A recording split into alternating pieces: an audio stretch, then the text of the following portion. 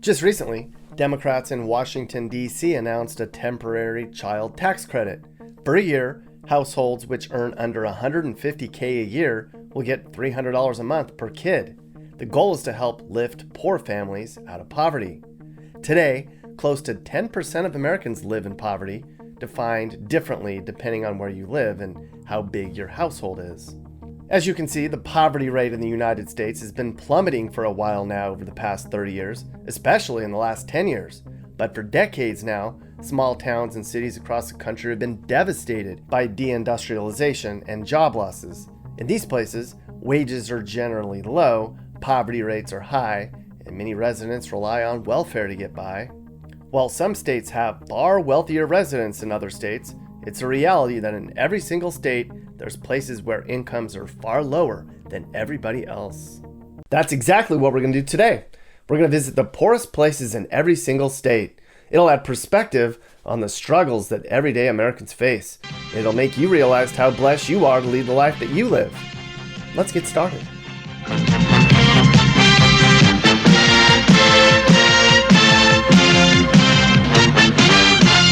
We begin our journey to the poorest community in every state here in Selma, Alabama, located in Dallas County, just west of Montgomery. Alabama's a poor state overall, but the poverty in Selma is strikingly high. The average household here brings in about $25K a year, which is the equivalent to mom and dad earning about $250 a week.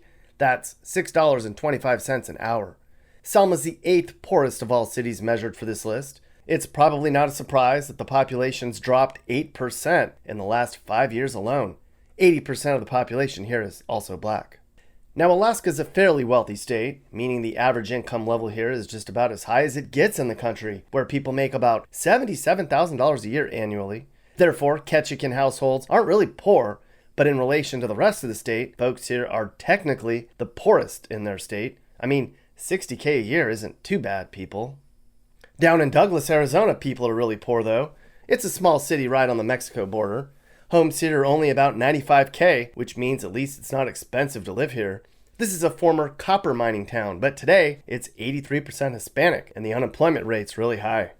Juan, how can places like Douglas figure this out and get out of poverty? No say. Okay, then. So here we are in Arkansas, which is one of the poorest states of all. I mean, the whole state earns $15K less each year than what other states earn. Bald Knob is a place you probably haven't heard of. It's 60 miles north of Little Rock, way out in the middle of nowhere in White County. 25% of Bald Knob folks get welfare, which is double the state average.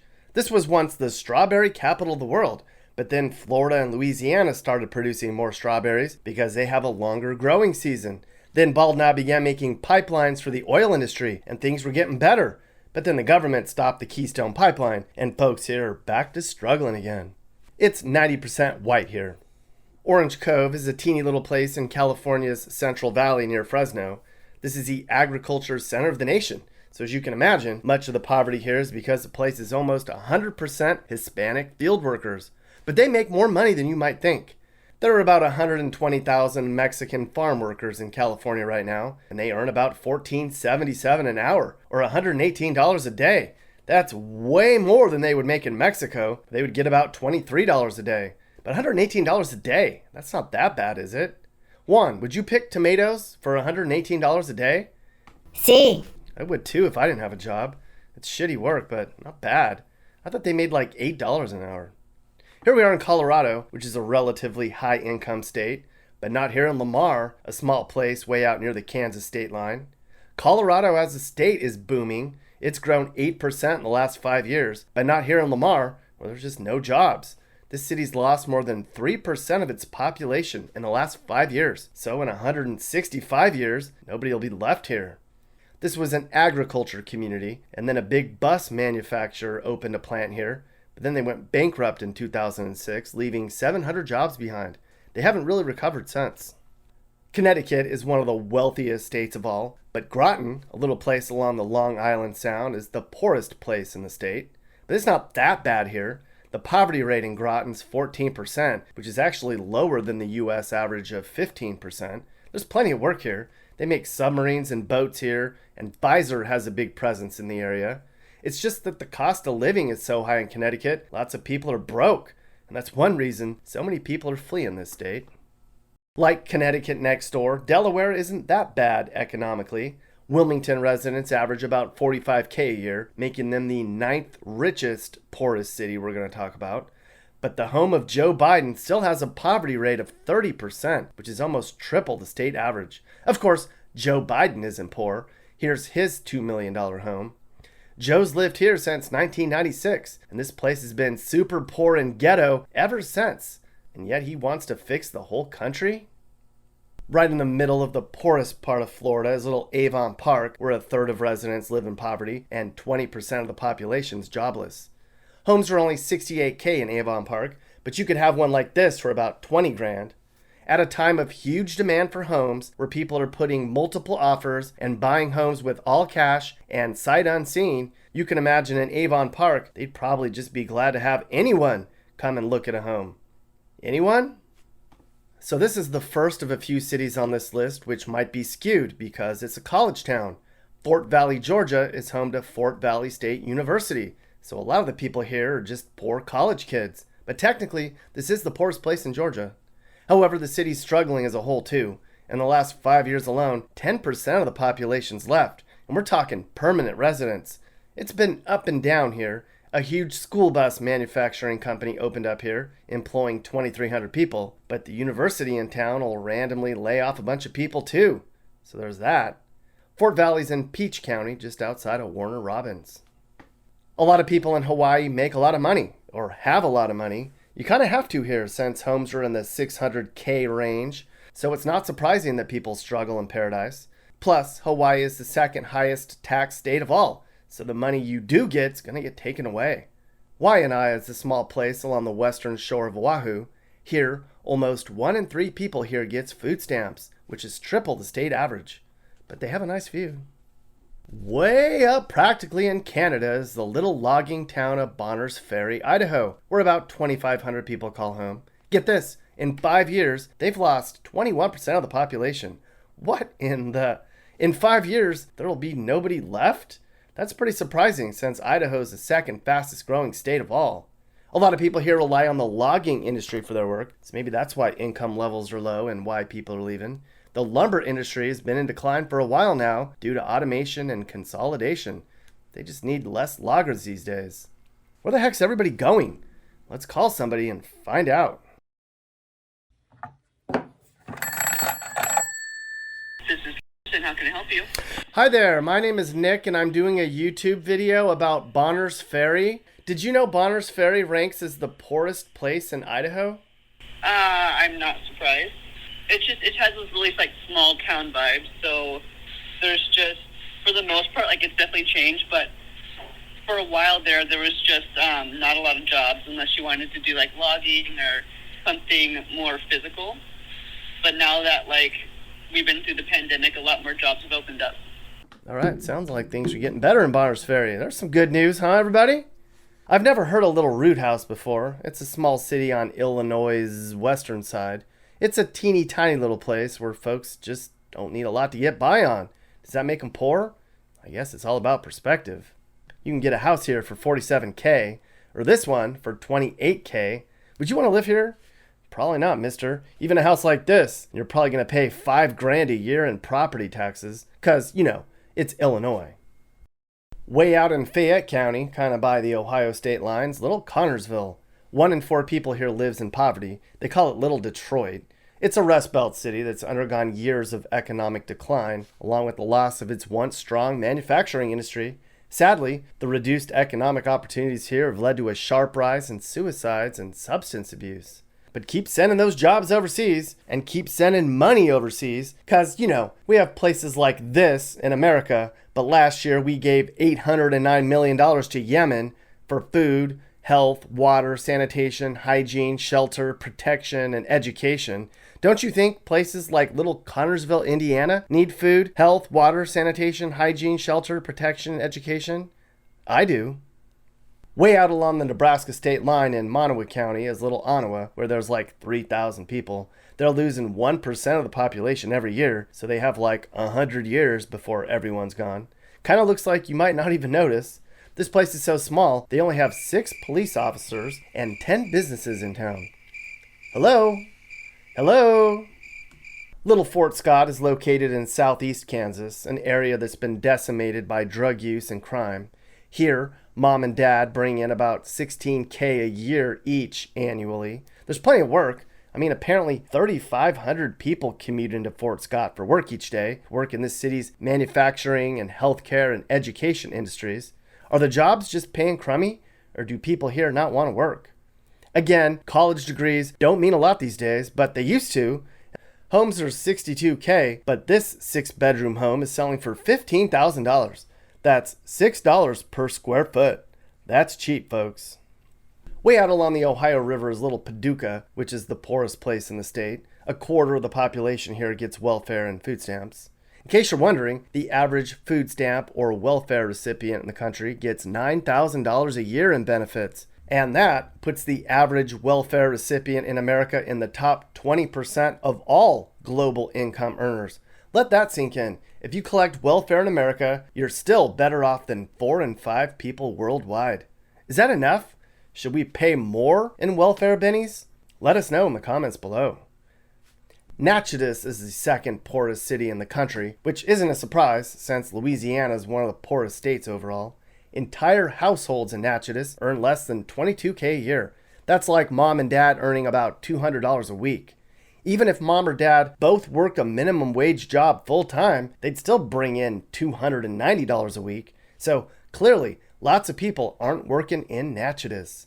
That's why I would never work in a fast food restaurant, working for pennies, making fries, and they wouldn't appreciate my looks. Karen Mappy, you are a total bitch. These people work hard and they deserve more money. Blame the companies for keeping the wages so low. At least they're working. So many Americans don't work and play video games or do drugs all day and live off the system. She thinks she's too good to work a low-wage job. Anyways, Presque Isle is a smallish place way up in Aroostook County in the northern part of Maine. Lots of people are poor here, but many are college kids, so that's probably why the numbers are so low here. Or high, depending on how you look at it. Maryland's technically the wealthiest state of all, which to me is surprising since Baltimore is a huge, crummy pit of despair. But way out in the mountains, it ain't much better. This is Cumberland, which was once a prosperous city, and it was a major transportation and industrial hub. At one point, this was the second largest manufacturing center in the state. But today, the population's half of what it was from its peak in 1940. I mean, moving things by railroad became less popular, and Cumberland's glass-making and textile industries evaporated.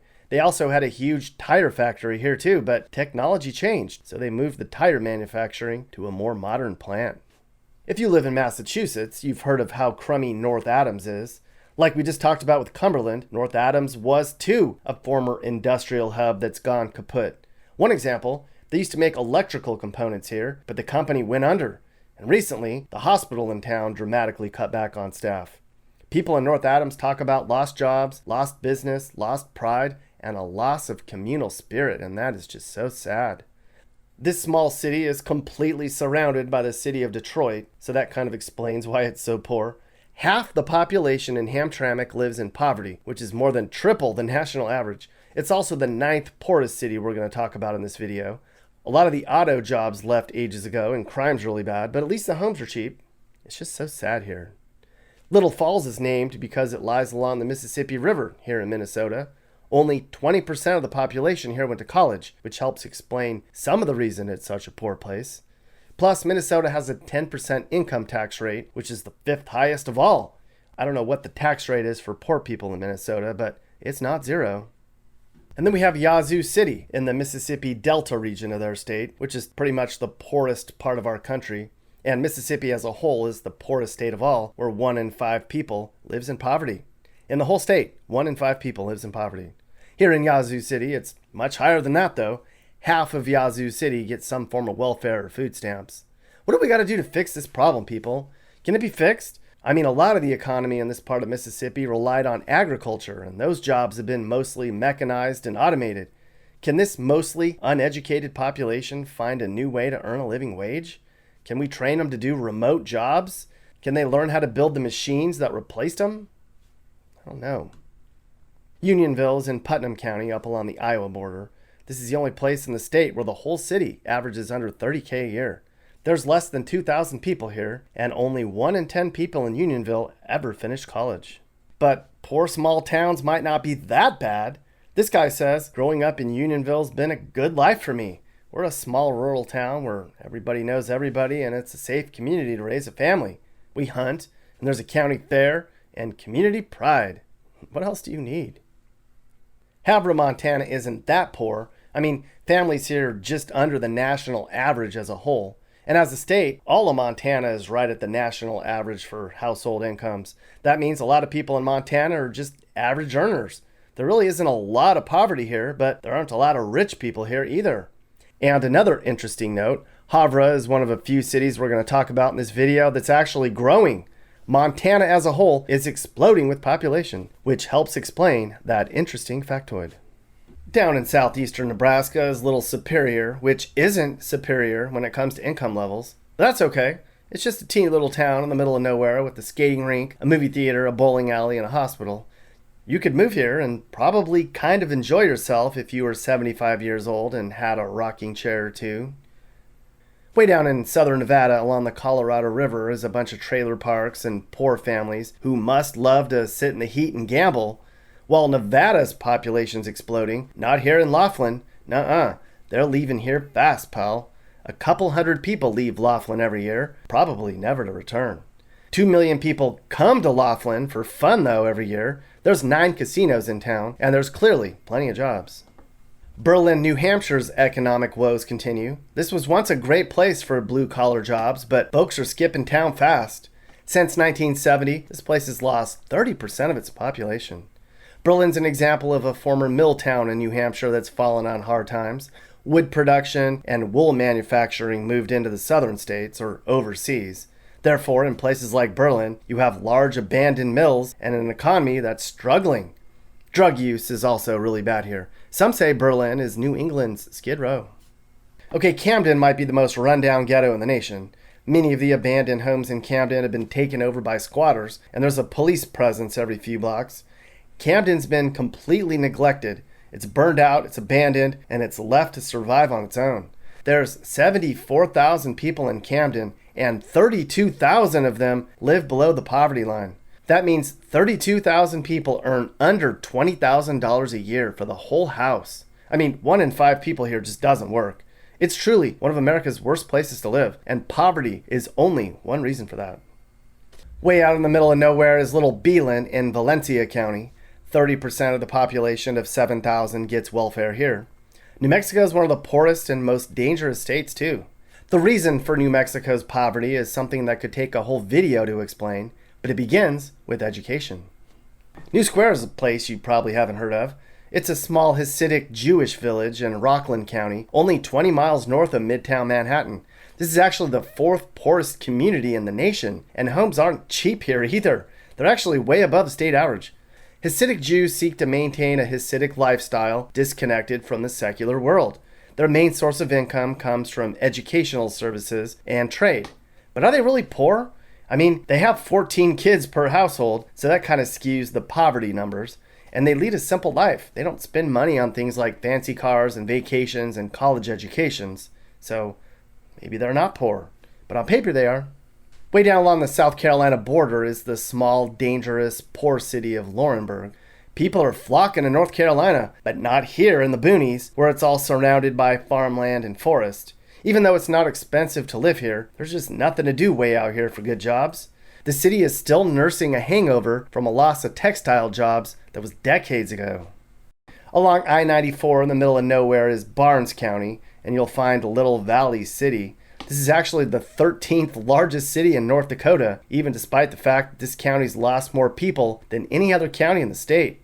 There's no oil to drill for up here, and there's clearly no high-paying jobs. It's mostly just farming.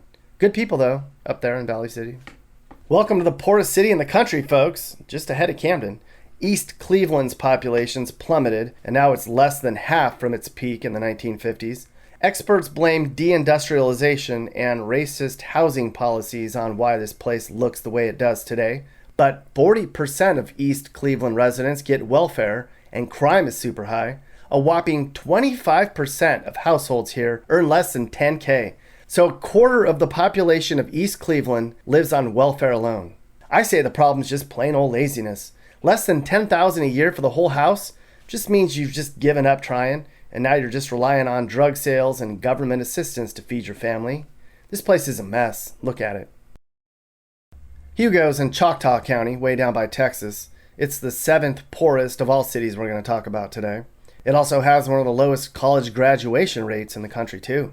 Half the population's white, but 15% is Native American, and that kind of helps explain the poverty levels here. Agriculture has been a mainstay of the city's economy, but mechanization replaced most of the jobs people here relied on to feed their families. The small central Oregon city of Prineville is straight up struggling to make ends meet. It's in Crook County, just about a 30-minute drive from Bend. At one point, this community was so wealthy in logging money that folks in town didn't have to pay property taxes. But then the Oregon timber industry has been in decline for decades now, and, well, people in town are poorer as a result. And this low income despite the fact that Facebook and Apple have both opened data centers here in town. I mean, high taxes don't help. Oregon has the 4th highest income tax rate in the country at nearly 10%. Somebody has to pay for all this crap. The 6th poorest place in the nation's Johnstown in Cambria County in the Laurel Mountains of Pennsylvania. This is just another Rust Belt city that suffered economic decline in the second half of the 20th century as jobs in American steel dwindled. Almost half of Johnstown gets welfare, which is just eye-opening. I know they lost steel and coal jobs here, but that was like 60 years ago. There's a lot of healthcare jobs in the area, and there's even defense contracts that exist for workers in the area. But lots of the community here is uneducated and on drugs, and they just can't qualify for high-level employment. No wonder this is one of the fastest shrinking cities in the country. People in Central Falls earn about half as much as the rest of the state of Rhode Island in a given year. The whole place is broke. The city filed for bankruptcy in 2011. Central Falls has one of the lowest college graduation rates in the country too, at just 5%. And at one point, only half of the kids at Central Falls High School graduated. What the hell?